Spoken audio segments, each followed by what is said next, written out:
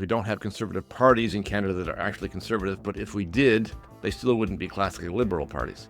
And the parties in this country that call themselves liberal are not that either. So we have a political spectrum of parties in this country that have names that have nothing to do with what they actually stand for.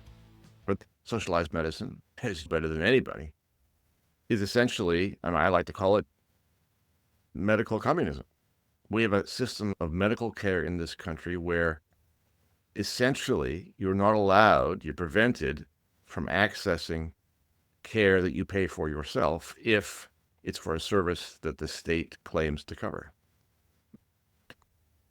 What conservative means in a more principled or theoretical sense, though, imagine if our conservative parties were actually conservative, what would that be? Because the conservatives, the true conservatives, and they're going to hate me saying this, but nevertheless, I think it's true, that the true conservatives and the true progressives are mirror images of each other. They both believe in group welfare. If you're a classical liberal, you'll say, maybe I don't like it, but none of my business. And therefore, they should be able to do whatever they want. We have a political spectrum of parties in this country that have names that have nothing to do with what they actually stand for. But the liberals are not liberal, the conservatives are not conservative, and the Democrats maybe are not democratic. If you don't have force, you don't have laws. You just have requests. You are the violence people. And I am the nonviolent person. The only thing you're not allowed to do is coerce other people. That is, you're not allowed to use violence. And otherwise, your life is your own, as far as I'm concerned. So whenever you're using tax dollars, I'm sorry, that is the state's use of force. The use of force to prevent the use of force is one of the few legitimate uses of force by the state.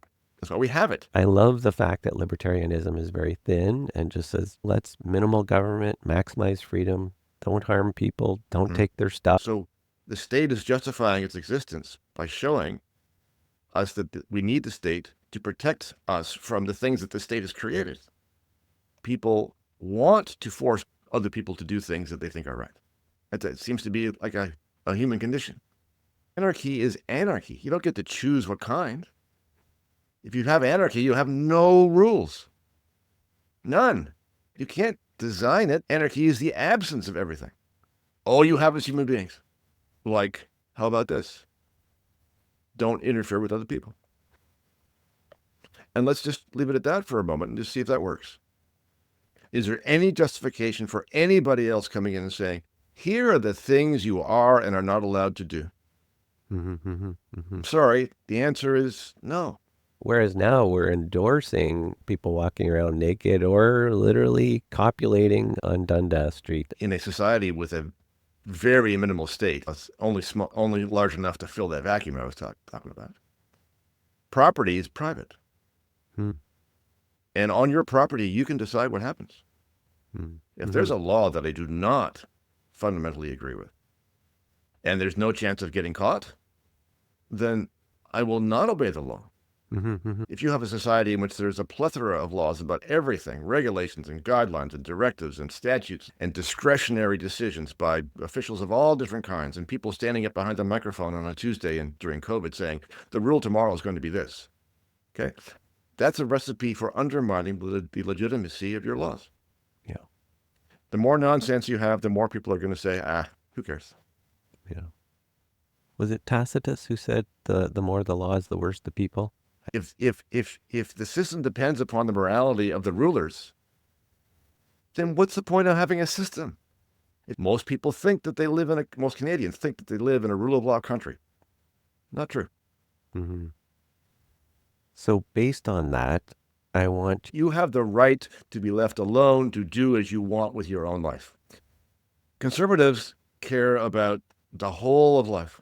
Libertarians care about the state and the law. And the rest of it, do whatever you want. In your house, we're a socialist, right? Yes, I'm in charge. yes. Each of the kids, no matter how big their appetite is, they get the same number of pieces of pizza. And communism inside the family is totally fine. It's either governed by the rule of law or it ain't. It's either interfering with you or it's not. It either has force or it doesn't.